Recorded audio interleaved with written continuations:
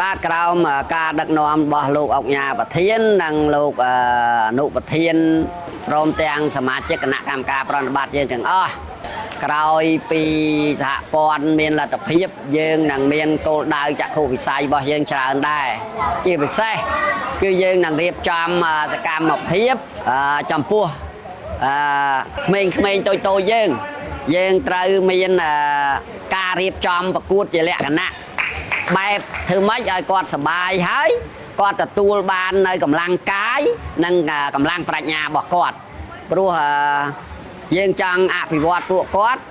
ឲ្យចូលរួមនៅក្នុងសង្គមរបស់យើងជាពិសេសគឺការលេងកីឡាស្របទៅតាមទិសដៅរបស់រាជរដ្ឋាភិបាលក៏ដូចជាក្រសួងអប់រំរបស់យើងដែរបាទបើយើងចង់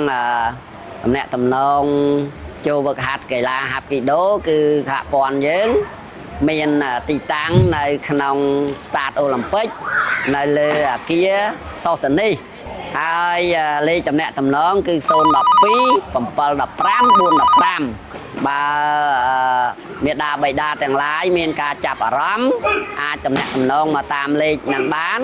ឬក៏តាមเพจសហព័ន្ធម៉ែកីឡាហាត់គីដូយើងផ្ទាល់ក៏បានដែរបាទសូមអរគុណ